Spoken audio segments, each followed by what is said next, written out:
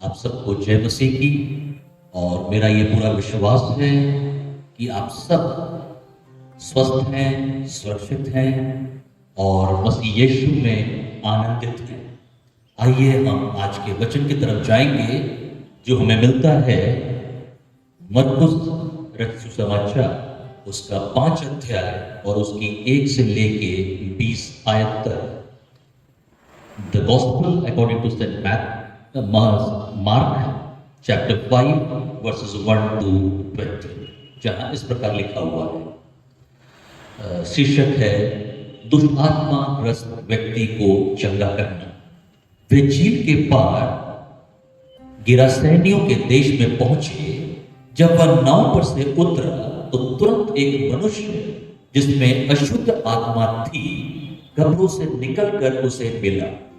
वह कब्रों में रहा करता था और कोई उसे सांकलों से भी ना बांध सकता था, क्योंकि वह बार बार बेड़ियों और सांकलों से बांधा गया था। पर उसने सांकलों को तोड़ दिया और बेड़ियों के टुकड़े टुकड़े कर दिए थे और कोई उसे वश में नहीं कर सकता था। वह लगातार रात दिन कब्रों और पहाड़ों में चिल्लाता और अपने को पत्थरों से घायल करता था। वह यीशु को दूर ही से देखकर दौड़ा, उसे प्रणाम किया और ऊंचे शब्द से चिल्लाकर कहा, हे यीशु, परम प्रधान परमेश्वर के पुत्र, मुझे तुझसे क्या काम? मैं तुझे परमेश्वर की शपथ देता हूं कि मुझे पीड़ा ना दे। क्योंकि उसने उससे कहा था, हे अशुद्ध आत्मा, इस मनुष्य में से निकल आ। उसने उससे पूछा, तेरा क्या नाम है? उसने उससे कहा, मेरा नाम सेना है, क्योंकि हम बहुत हैं। और उसने उससे बहुत विनती की, हमें इस देश से बाहर ना भेज। वहां पहाड़ पर सूअरों का एक बड़ा झुंड चर रहा था और उन्होंने उससे विनती करके कहा, हमें उन सूअरों में भेज दे कि हम उनके भीतर जाएं। अतः उसने उन्हें आज्ञा दी और अशुद्ध आत्मा निकलकर सूअरों के भीतर बैठ गए और झुंड जो कोई 2000 का था कड़ाड़े पर से झपटकर झील में जा पड़े और डूब मरा। उनके चरवाहों ने भागकर नगर और गांव में समाचार सुनाया और जो हुआ था लोग उसे देखने आए। यीशु के पास आकर वे उसको, जिसमें दुष्ट आत्माएं थी अर्थात जिसमें सेना समाई थी, कपड़े पहने और सचेत बैठे देखकर डर गए। देखने वालों ने उसका, जिसमें दुष्ट आत्माएं थी और सूअरों का पूरा हाल उनको कह सुनाया। तब वे उससे विनती करके कहने लगे कि हमारी सीमा से चला जा। जब वह नाव पर चढ़ने लगा तो वह, जिसमें पहले दुष्ट आत्माएं थी, उससे विनती करने लगा, मुझे अपने साथ रहने दे। परंतु उसने उसे आज्ञा ना दी और उससे कहा, अपने घर जाकर अपने लोगों को बता कि तुझ पर दया करके प्रभु ने तेरे लिए कैसे बड़े काम किए हैं। वह जाकर दिकापुलिस में इस बात का प्रचार करने लगा कि यीशु ने मेरे लिए कैसे बड़े काम किए और सब लोग अचंभा करते थे। ये परमेश्वर का वचन है। परमेश्वर अपने पढ़े गए और सुने गए वचन पर बहुत ऐसे आशीष दे। और इससे पहले कि हम इस वचन के बारे में आपको कुछ और बताएं, इस पे रोशनी डालें, आइए हम प्रार्थना करें। मेरी मुंह की बातें, मेरे दिल की सोच तेरे हजूर पसंद आए। ऐ खुदावंद, मेरे चट्टान, मेरे फिदिया देने वाले, आमीन। यहाँ पे जब हम मरकुस रचित सुसमाचार और उसके 5वें अध्याय और उसकी 1 से लेके 20 आयत तक पढ़ते हैं तो हमने क्या देखा कि एक दुष्ट आत्माग्रस्त व्यक्ति एक जगह रहता था।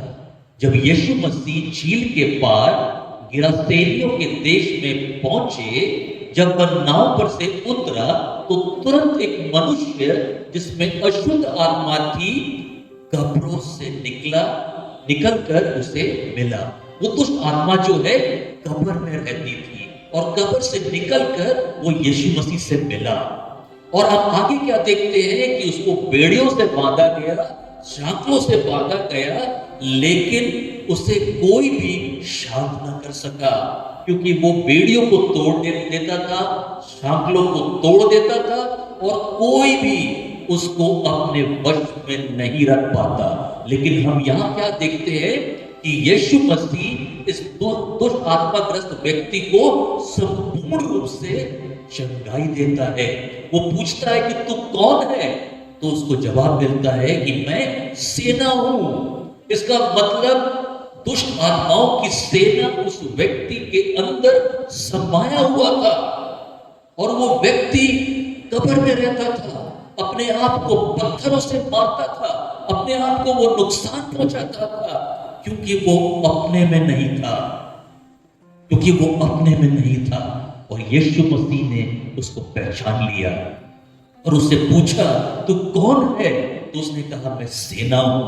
और यहाँ पे आगे हम क्या देखते हैं कि यीशु मसीह एक बड़ा आश्चर्य कर्म करता है और उस दुष्ट आत्मा को उस पुरुष के देह में से बाहर निकालकर उन सुअरों जो कि करीब 2000 थे उनके ऊपर भेज देता है।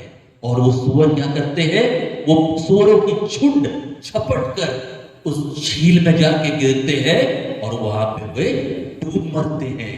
और आगे जाके हम क्या देखते हैं कि वही व्यक्ति जो अपने को तकलीफ पहुंचाता था, अपने को वो नुकसान पहुंचाता था, अपने आप को वो पत्थरों से मारता था, अपने आप को वो लहूलुहान करता था, लेकिन आज उसके अंदर से वो दुष्ट आत्मा निकल के बाहर हो गई है, क्योंकि यहाँ पे यीशु मसीह ने आश्चर्य कर्म किया है। और हम आगे क्या देखते हैं कि लोग उसे देखकर अचंभा करते हैं। क्यों? क्योंकि 15वीं आयत में लिखा हुआ है, यीशु के पास आकर वे उसको, जिसमें दुष्ट आत्माएं थी अर्थात जिसमें सेना समाई थी, कपड़े पहने और सचेत बैठे देखकर डर गए। और वो व्यक्ति जो दुष्ट आत्माओं से भरा हुआ था, आज वो सचेत बैठा हुआ है यीशु मसीह के बगल में।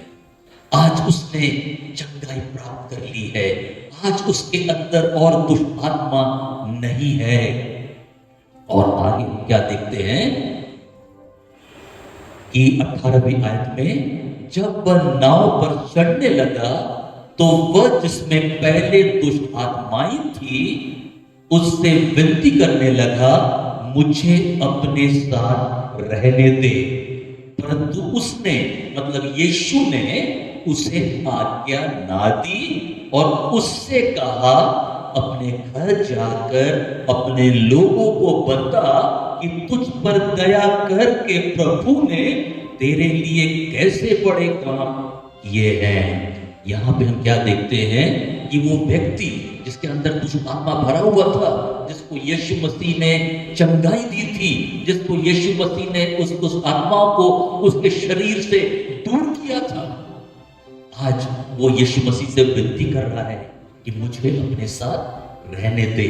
लेकिन यीशु मसीह यहाँ पे क्या कहता है, उसको आज्ञा नहीं देता है अपने साथ चलने के लिए, लेकिन उसे कहता है कि अपने घर जाकर अपने लोगों को बता कि तुझ पर दया करके प्रभु ने तेरे लिए कैसे बड़े काम किए हैं। सचमुच आज ये हमें और आपको बताने की जरूरत है कि प्रभु ने आपके साथ कितने बड़े बड़े आश्चर्य कर्म किए हैं।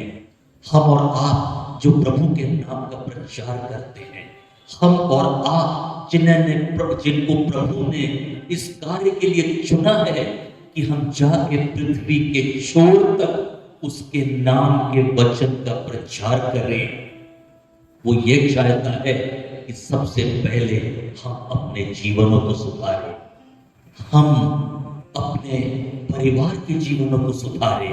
क्योंकि हमने बड़े बड़े प्रचारों को देखा है, मैंने बड़े बड़े उपदेशकों को देखा है कि वो जब वचन सुनाते हैं, जब वो प्रचार करते हैं, वो हर एक के हृदय को छू लेते हैं ना। हम उनके वचन को सुनकर, परमेश्वर के वचन को उनके मुख से जब सुनते हैं तो हमारा जीवन बदल जाता है। लेकिन हम क्या देखते हैं कि उस महान उपदेशक, वो महान प्रचारक, शायद उसका जीवन आज भी बदला नहीं है। हम प्रचार तो करते हैं, हम उपदेश तो देते हैं, लेकिन शायद आज हमारा जीवन जो प्रभु यीशु मसीह चाहता है, जो परमेश्वर चाहता है कि उसके इच्छा के अनुसार हम चले, शायद हम और आप जो उसके उपदेशक हैं, उसके प्रचारक हैं, शायद आज नहीं चल रहे हैं। परमेश्वर चाहता है कि आपका जो परिवार है, पहले उनको जाके तुम सुधारो, पहले उनके जीवनों को तुम बदलो। क्योंकि हम देखते हैं, हम बहुत बड़े प्रचारक क्यों ना हो, हम बहुत बड़े उपदेशक क्यों ना हो, लेकिन शायद हमारा परिवार हमसे नहीं संभलता है। शायद हमारा जो जवान बेटा है या जवान बेटी है, शायद वो प्रभु के मार्ग में नहीं चल रहा है। शायद वो प्रभु उसके जीवनों के द्वारा प्रभु की इच्छा पूरी नहीं हो रही है, प्रभु की महिमा नहीं हो रही है। क्या हम और आप उपदेश दे सकते हैं? क्या हम और आप प्रचार कर सकते हैं जब तक हमारा परिवार न बदल जाए, जब तक हम संपूर्ण रूप से न बदल जाए? यहाँ पे ठीक वही चीज यीशु मसीह कह रहा है, पहले अपने घर को जा। वो ये कह रहा है कि मैं तुम्हें अपने साथ आने की आज्ञा नहीं दूंगा, पहले तू घर में जा और ये बता कि प्रभु ने तेरे साथ बड़े बड़े कार्य किए हैं। सचमुच हमें घर में पहले बताना है, अपनी कलीसिया में पहले बताना है कि प्रभु ने हमारे लिए बड़े बड़े कार्य किए हैं। हो सकता है वो व्यक्ति जो दुष्ट आत्मा से ग्रसित था, वो अपने पत्नी को मारता होगा, पीटता होगा, अपने बच्चों को मारता होगा, पीटता होगा, और प्रभु कह रहा है जा अपने आप को परिवार में दिखा, अपने घर में अपने आप को दिखा कि प्रभु ने मेरे साथ कितने बड़े बड़े काम किए हैं। तब उसकी पत्नी कहेगी, ओ ये जो हमारा पति था, जो आके हमको मारता था, पीटता था, जो कब्रों में रहता था, जो अपने बाल बच्चों के साथ अच्छा व्यवहार नहीं करता था, जो अपने माता पिता के साथ अच्छा व्यवहार नहीं करता था, उसका जीवन बदल गया है। यीशु मसीह ने उसके जीवन को बदल दिया है। क्योंकि दूसरा कुरिन्थियों का 5:17 कहता है कि जो कोई यीशु मसीह में है वो एक नई सृष्टि है।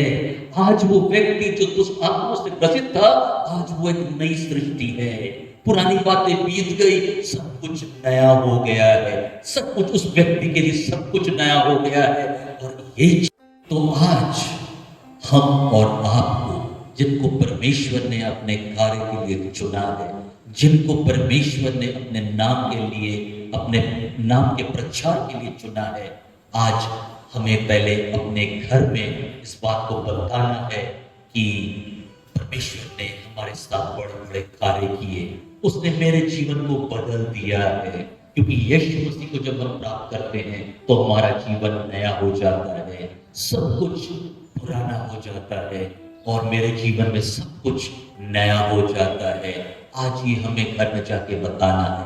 पहले हमें देखना है कि हमारा घर जो है, हमारा परिवार जो है, वो पहले परमेश्वर के नजदीकी में आए, वो पहले परमेश्वर के भय में चले, तब जाके हम बाहर लोगों के बीच में इस बात का उपदेश दे, इस बात का, प्रभु का सुसमाचार सुनाए कि प्रभु ने हमारे और आपके लिए क्या किया है, प्रभु ने हम प्रचारक के जीवन में क्या किया है, प्रभु ने हमारे लिए बड़े बड़े कार्य किए, जिस तरह से उस व्यक्ति के साथ किया जो दुष्ट आत्मा से ग्रसित था।